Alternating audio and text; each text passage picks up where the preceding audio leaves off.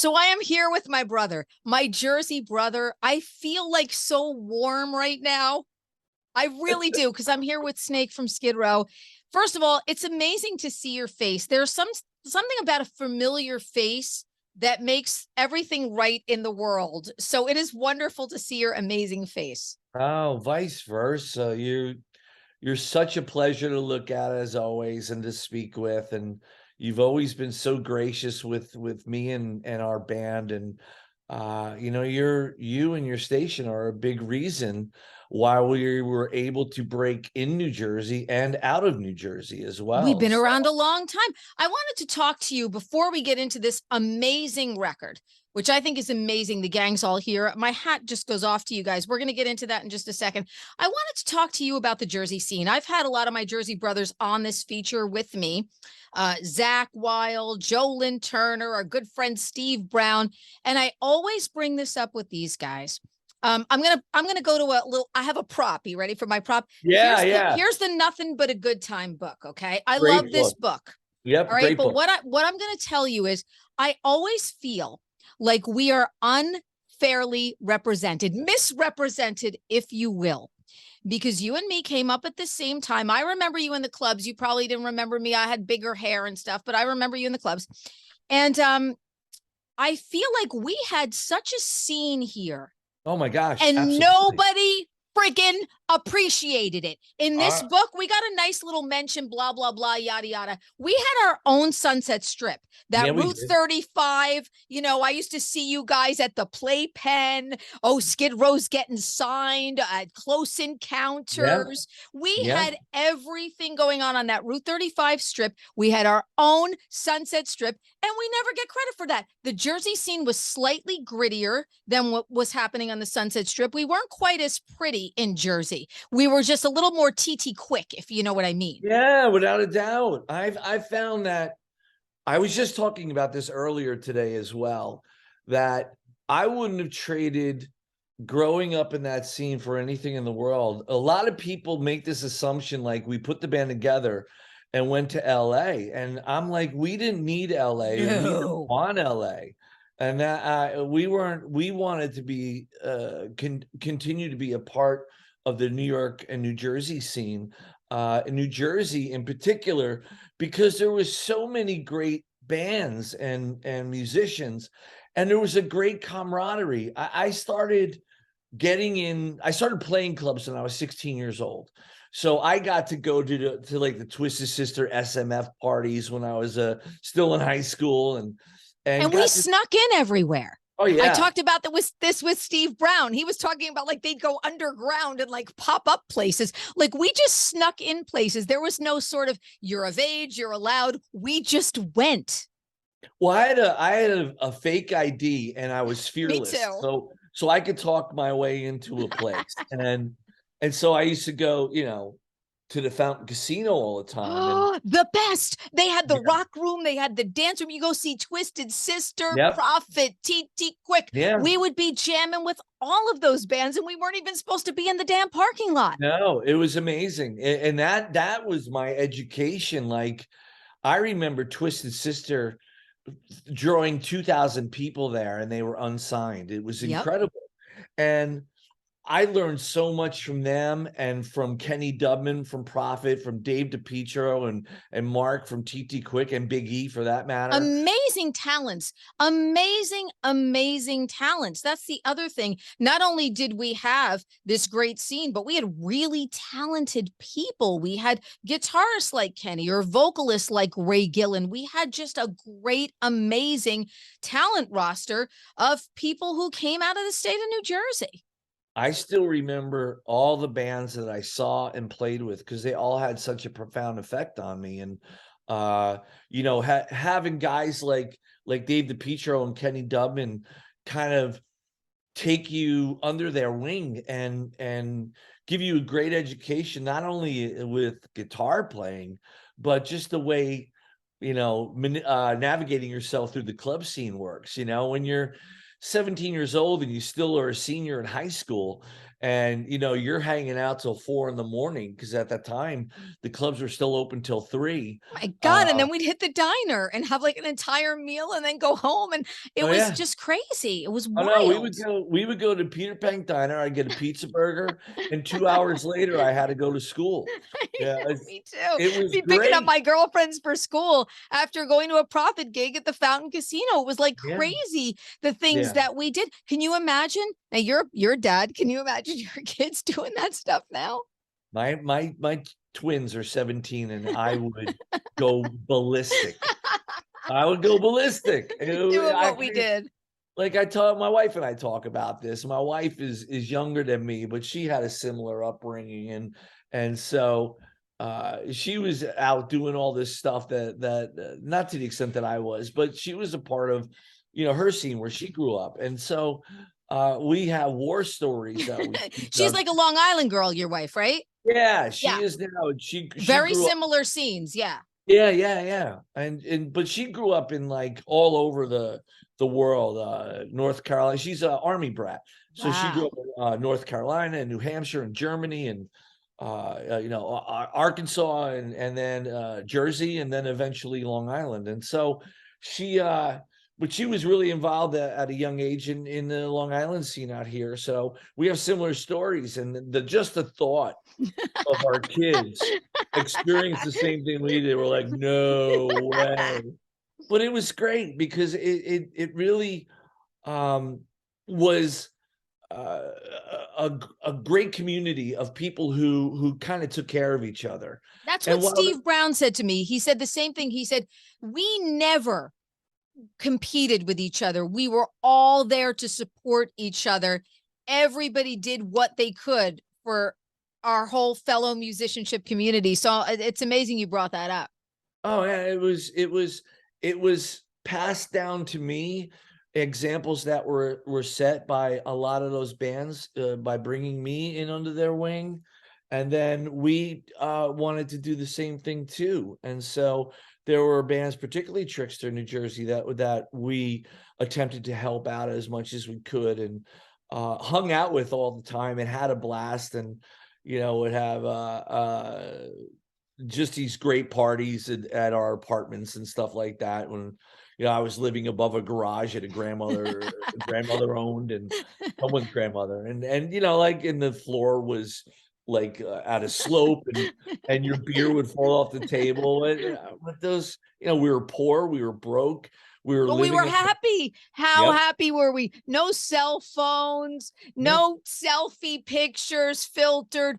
And how freaking happy were we? Yeah, and you had to work. You had to be ambitious, and you had to go after it. You had to be willing to, live on macaroni and cheese and spam and coffee. And you had to be willing to get no sleep and travel in a van and open up for anybody that you possibly could, and hopefully garner some sort of audience. And eventually we were able to. And And for you working in, uh the music store, yeah, and I mean that having a again. job, making sure you That's had a job to be able to cultivate your passion. Well, that was the best job I ever had, because prior to that, I was working in a warehouse, and at a young age, so I was 19. I was working at what is now Starland, but it was called Willie's at the time. Willie's, And then Hunka Bunka, and then yeah, Starland. Wow. and yeah, I was I lied about my age, and I got a job as an assistant bar manager and then a bar manager. And Wow. yeah, so I was involved in, every aspect of the clubs, buying liquor and understanding how that works. Not that that means anything, but it kept me in that community. And so by doing that, I was still playing out in clubs with whatever bands I had, but getting the job at the music store in Tom's River, that's how I met Rachel, and that's how I met Zach as well. Yep. But had I not gotten a job an hour and a half away from my house, there would be no Skid Row as we know it. And, that was just serendipity, rearing its head and bringing Rachel and I together, which was so unlikely. How is it that a kid from Sayreville has got a job at a music store in Tom's River that this rock star bass player comes in and frequents, and we build a friendship and a writing partnership, and eventually build the band. And it's crazy. And It's 30 crazy. and 30 plus years later, here we are. Well, I want to talk to you about this record, which is phenomenal. The gang's all here. There's something different. There was a different feel about this record for me. Me too. I Yeah. think it's all the pieces kind of fitting together for you guys. And I think that you guys deserve, you definitely deserve that. Erik's definitely a part of that. Your Oh new yeah. singer, Erik Gronwall. Talk to me about, and it was such a weird, organic, different kind of meeting with him and having him join the band. These past few years have been so bizarre Yeah. that there's no traditional way of doing things anymore. Oh, And without I a doubt. talk to people all the time. Are you guys just going to start releasing singles? Yeah, we're just doing singles. No, we want to do a full sequenced record. Or we want to do, and I love that there's become a little bit of a certain freedom that people can have in the way that they're finding bandmates, releasing music, going out on tour. So talk to me about how you guys found Erik, because the story is so incredibly interesting. And he was in the band sort of before you really knew him Oh yeah. personally. Yeah. Yeah. It's the whole thing is an unlikely set of events from the start of when the record really started was when Rachel met Nick Raskulinecz in Nashville, and they were it's a small close-knit community down there, and so they had a lot of mutual friends, and Rachel meets him, and Nick, who is a Jersey boy, says to Rachel, "I love your band and I want to make a Skid Row record." So Rachel calls me up and he's like, "Do you know this guy Nick Raskulinecz?" I'm like, "Of course. He's, his reputation is phenomenal. It's impeccable." And so he says he wants to produce the record, and Rachel and I, with our cynical brains, are like, he's just being nice. Yeah, he's just being nice, one Jersey guy to another. So we didn't really think anything of it, and we were kind of at a crossroads with the stuff that we had written, and with COVID and how that affected everybody as an individual, and the band songwriting process and stuff like that. It was very, as it was for everybody. It was stressful and it was unknown, and we were trying to navigate something that we were completely unfamiliar with. And so as it turned out, Rachel runs into Nick again, and Nick goes, "I'm really serious. I want to do a Skid Row record." Wow. So Rachel and I are like, "Man, it Guy's sounds not like taking no for an answer. He's in. he's serious. So let's Yeah. figure this out." And so the logistics of it was really easy. All the paperwork, or whatever paperwork there was between, managements and record labels and stuff like that. That was all easy. That was not a problem at all. Actually, none of it was a problem, because we sat there and said, "Okay, we've got all the ridiculous stuff worked out. Let's talk about the record." And so we all got on a Zoom call with Nick, and we're like, "Okay, lay it out for us, bud." And he's like, "I want to make the quintessential Skid Row record. I want to reintroduce you guys to yourselves." And we were like, "Okay, that Wow, sounds that's great." got to feel so amazing though to have somebody from the outside looking in sort of reinvigorate that in you guys, like someone that has that belief and feeling about you has got to be like a pretty cool feeling. It's incredibly humbling, Yeah. and incredibly humbling, and especially a guy, a producer, musician, Right. songwriter of Someone like his Nick. magnitude. Yeah. Yeah. So at first we didn't quite understand what he was talking about. But he explained, he's like, "Look, I'm a fan. I've seen you guys a bunch of times. I know your music inside and out." And he goes, "I feel that as time has gone on, you guys have gotten further and further away from the guys that had this ambition to start this band. And I want you guys to be reacquainted with the people that started this band, and the reasons why you wrote the songs that you did."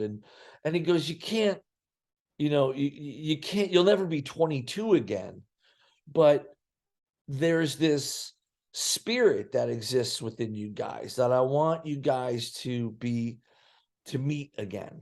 And immediately I got it. I was like, yeah, That's okay. like a goosebump moment too. Like, isn't that like one of those weird moments where you're sort of like, oh man, damn.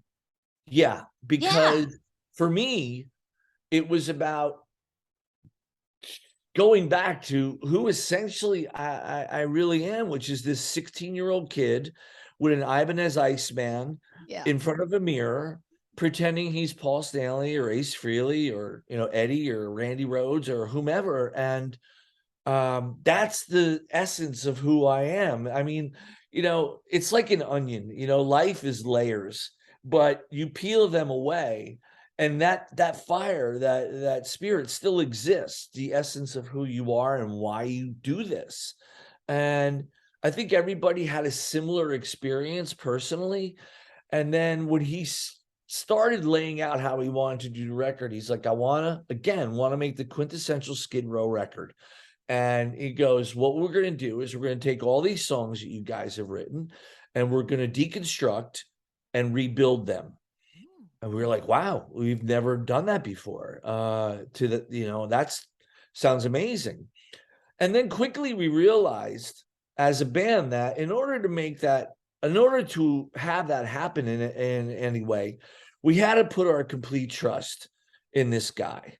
And obviously his pedigree dictates that you do, but also his demeanor was just so amazing. Like you were immediately endeared to him. His whole way of speaking, and he's just so down to earth, and he's such a human being, and he's straightforward, but not in a mean way where he's talking down to you, being condescending or anything like that. And inspiring. Like he's just everything. Every time he says something, you're like, oh my God, this guy should be like a life coach, because it's just you get fired up and you're like, yes. Well, he becomes a part of the band though. Oh my And God, that's really quickly. hard, Yeah, to bring that person in and have them become a part of the band, be within the heart and within the soul of the band. So when you've got yeah. that guy doing that, having somebody who's inspiring is that's a gift. What a gift that is. Oh, because obviously we're so protective of our band and anybody who comes into our circle, we question and Of course, as you should. yeah. You've earned that right to do that. Of course you should.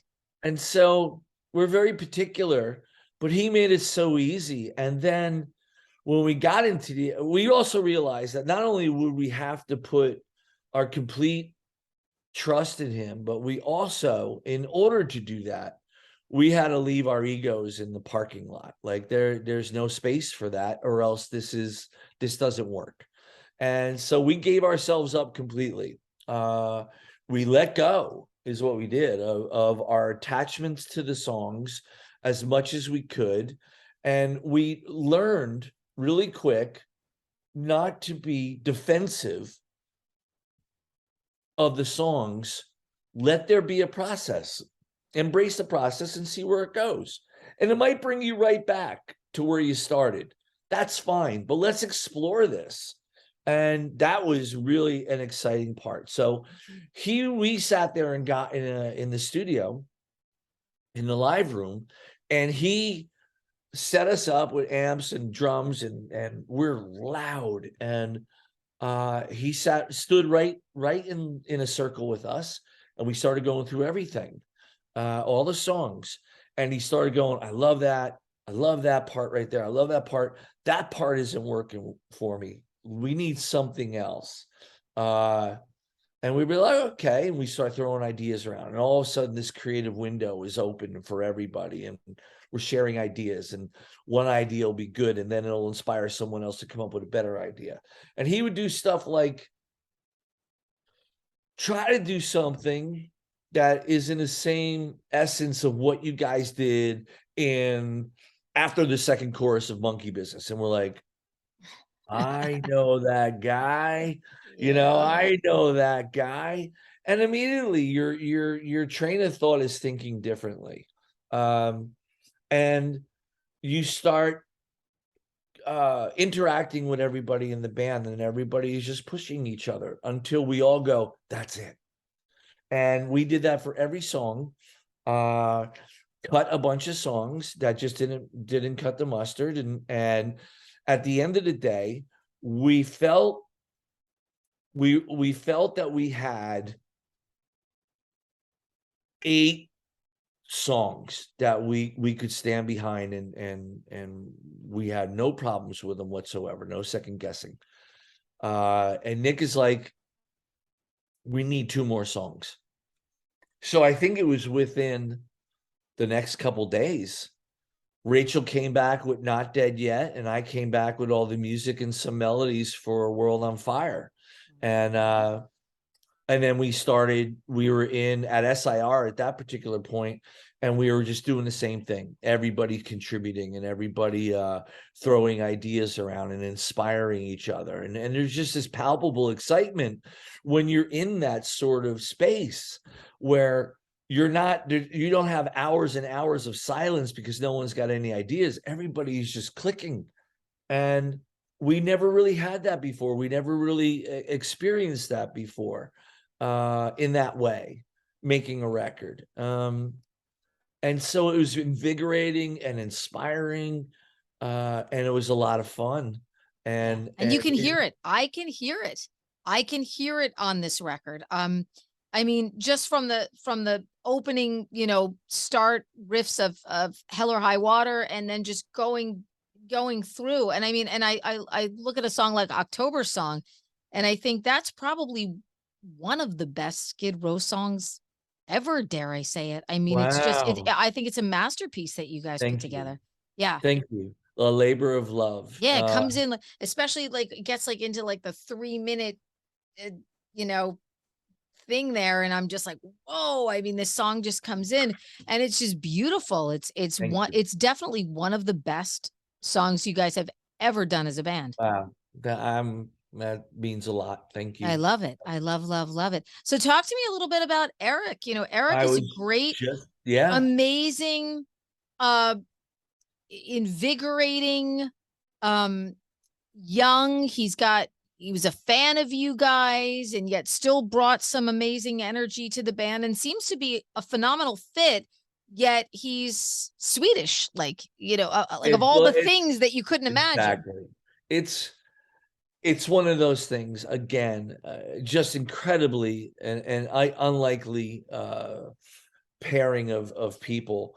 We one of the things we were rolling along with the record, and we were feeling really, really great.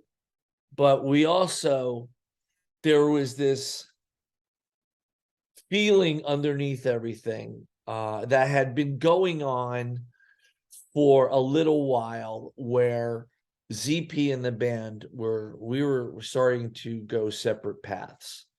And we had hoped that those paths would be able to converge. And unfortunately, it just wasn't happening. The divide was widening.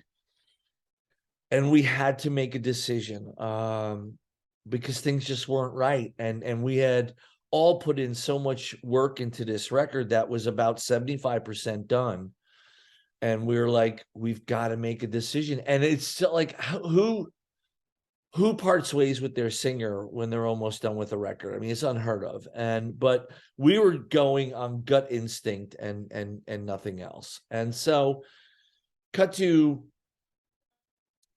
Rachel had been following Erik's YouTube posts, and we had been talking about, like, this guy's, Rachel had been talking about him and brought him up. He's like, you got to see this kid sing. He's very, very impressive. Oh my God. Very impressive. Yeah. And so he's singing everything from, Queen and Rush to Van Halen and Iron Maiden and Judas Priest. And you're going, wow, and us. And so I was first made aware of him in 2009 when he auditioned for Swedish Idol with 18 in Life. Someone had sent me a clip of that, and I was like, wow, that's really, it's amazing. It's great. Didn't think much more of it. And then cut to 10 years later, his band Heat is opening up for us in Europe.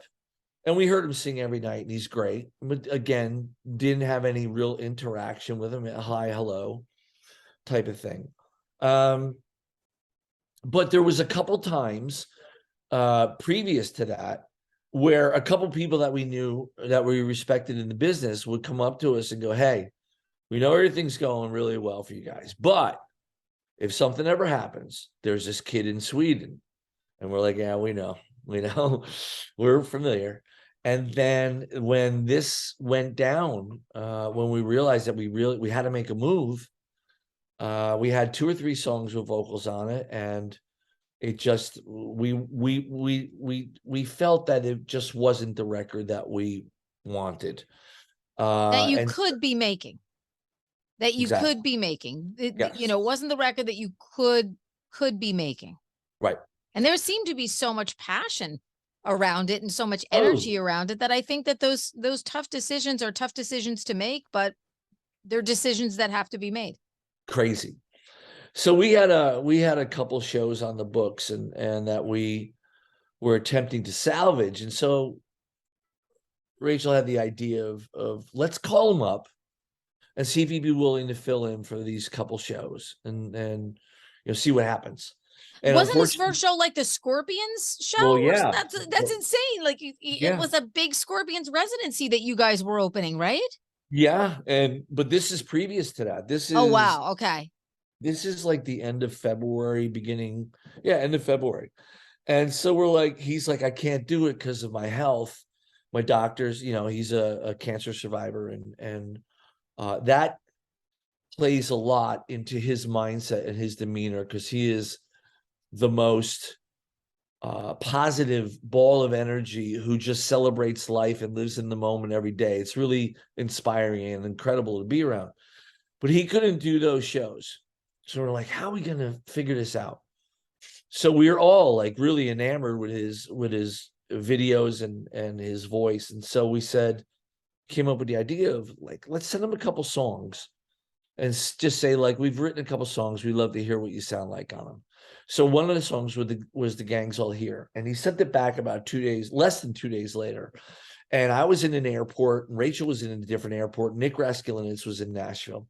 And I get a text from Rachel and Nick there. Like, have you listened to it yet? I go, no, I'm in the middle of the Sky Club and I have no privacy and blah, blah, blah, blah. I got no earbuds. And they're like, you gotta go listen to it. And so I go in the bathroom and I go in a stall and I'm down on the floor and I've got the phone up to my ear, and I heard it and I go, holy shit. Like, this is really, really something. Hoping that they felt the same way. And I get back on the group text and everybody's like, oh my God, holy shit, and blah, blah, blah. And Nick was like, this is a game changer, guys. Wow. And so we're like cynical. And so we're like, well, let's send him a couple more songs and see what happens. So he's in Stockholm and he's doing this in his home studio. And I kind of read that he said that it was just, he hadn't really recorded himself. So this was sort of like a new thing where he's like, holy crap, what am I going to do here? All right, let me just try to figure out how to do this so I can get the guys the music. It's very true. It's exactly the truth. And we had no idea, thank God, or else we would have been like, oh boy. This poor guy's probably like, no pressure. Holy crap, what am I doing? Yeah. And it's funny. He knew that it was an audition as much as we didn't, give into that. He definitely knew. He told us later on, and it makes sense. But so anyway, so we send him a song or two more, and it comes back, and they're just as good, if not better. And we're all like, okay, let's pull the trigger on this. So we get on Rachel and I get on a Zoom call with him. Everybody was in agreement. And we get on a Zoom call with him, and we have like a minute of small talk. And Rachel goes, okay, so the big question, how do you feel about being the new lead singer of Skid Row? And he puts his head down, and I'm like, he's going to say no. He's going to say, no, I'm sorry. I got obligations and blah, blah, blah, whatever. And Rachel turned out felt the same way. And what was maybe 5 seconds felt like 5 hours. And he lifts his head up and he goes, "I'd be honored." And he was very taken aback by the whole thing. And he was obviously emotional. And he's like, he was like, "I can't believe this is happening. You guys are my favorite band." And so we had just asked the guy to be our lead singer that we never played in a room with. We Right, never. and you didn't even know that well, but how amazingly did Yeah. this work? I mean, you guys put out, I think, one of the best records that you've ever put out. It's phenomenal. So Thank obviously, the intuition and that, rejuvenation from Nick and this guy being a fan. I mean, everything all just sort of aligned. All the boxes kind of checked for you guys. And the first time we actually met him was 4 days before the residency. We had never played together. We had never hung out together. And so he had a layover in JFK, and that's where I was flying out of. So I went there a couple hours early. And I'll tell you, as soon as I walked in the Sky Club and saw him, we both smiled these big, crazy grins and hugged each other like we were long lost brothers that hadn't seen each other in a while. And it felt so easy and simple and seamless. And he goes, "Man, you want to go get a beer?" I'm like, "Yes." And we went over and had a couple beers and we're laughing. And he has the same sense of humor as us and same influences and the same appreciation for the music and for life. And a humble guy, gracious. And so about an hour into it, it's going so well. And I can't believe it. I feel like I've known him forever. And I go, "I got to call Rachel." And so I call Rachel, who's in Las Vegas, and he picks up. He's like, "What's up, man?" I go, "Dude, we got a problem." And he's like, "What?" I go, "This guy's an asshole." And he's like, "What do you mean?" I go, "He is so egotistical, dude." I go, I go, No.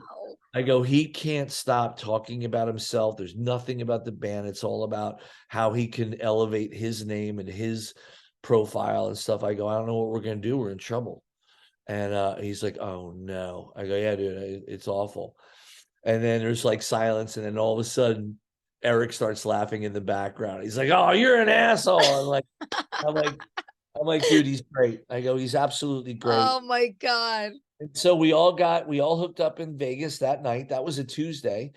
It was the same thing. They had the same reaction as I did when we saw him, and we all had some drinks together and dinner together, and it was just so easy. And again, it felt like this was our long lost brother. And the next day we rehearsed, and it was great. And then we rehearsed on Thursday, and it was great and even better. And the only things that were iffy or questionable were just the things that you have to work out on stage, where you're going to be in the midst of songs, and you don't want to be the Keystone Cops and bumping Yeah, into no, each other. absolutely. Logistically, what the show is going to be, and then of Yeah. course, hello, you're opening for the Scorpions. Yeah. Another one of the great live bands of all time. Oh my gosh. And I, and I, there you go, and no pressure, of course. I mean, think about the pressure he must have felt too.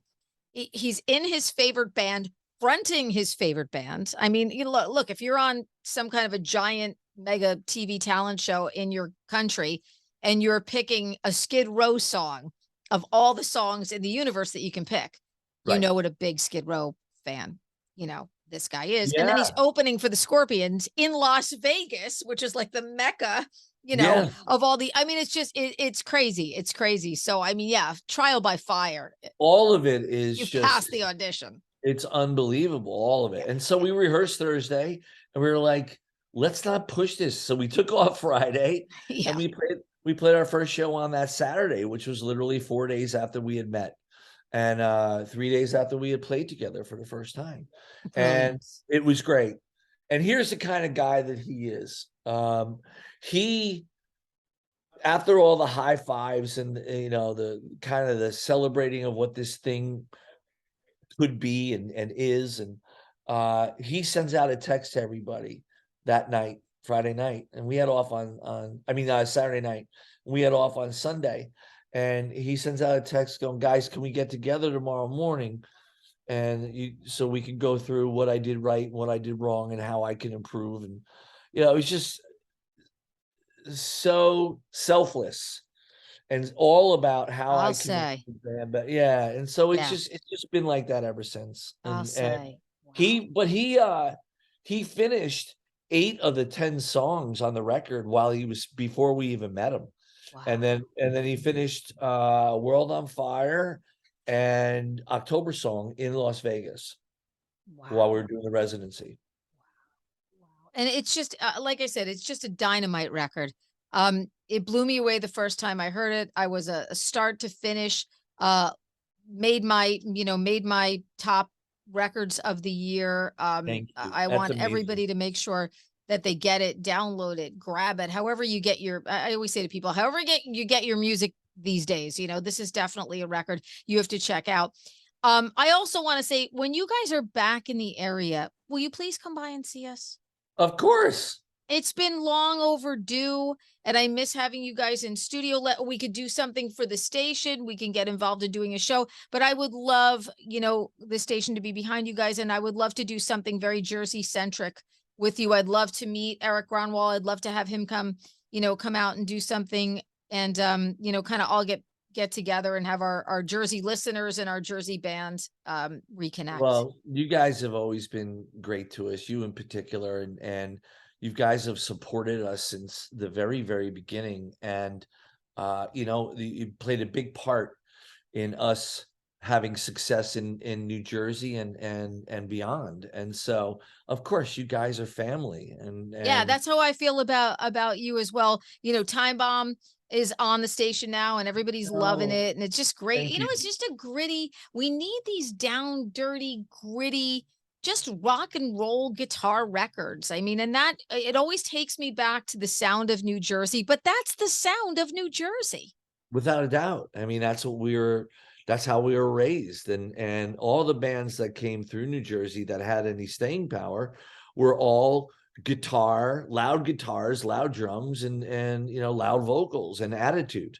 And so some things never change. And that's how our people are raising their kids now, and It's it's awesome. it's amazing. It's amazing. I am so happy. I've been wanting to get you on this feature for a very long time. So I'm so grateful that you were able to have some time for us today and do this. Snake, I love you so much. Love you too. Anything for you and your station, of course. I mean, you guys, like I said, your family and have played a big role in not only our beginnings but our longevity. And we feel the same. We feel the same about you, definitely a staple of that amazing New Jersey sound. The gang's all here. I feel like the mini gang, me and you, but the gang's all here. Yeah. The new one from Skid Row is out. We're going to see you guys in the new year. A busy 2023. You guys going to be out touring and doing Touring all year. fantastic. In the States, Europe, Japan, Australia, Southeast Asia. Yeah, we're going to be everywhere. Mwah. I love you, my friend. Love you too, Have a honey. wonderful holiday season. Yeah, Best in the you new too. year. And Have a great look, one. we're making the vow right now, pinky promise through the screen. We are getting together, my friend, in the new year Yes. and going to do something at WDHA. Without a doubt. You have my word. Thank you, honey. DHA's Reconnect with Rockers is powered by Karis Lock Company, your full-service locksmith, and Dover Dodge Chrysler Jeep Ram on Route 46 in Rockaway.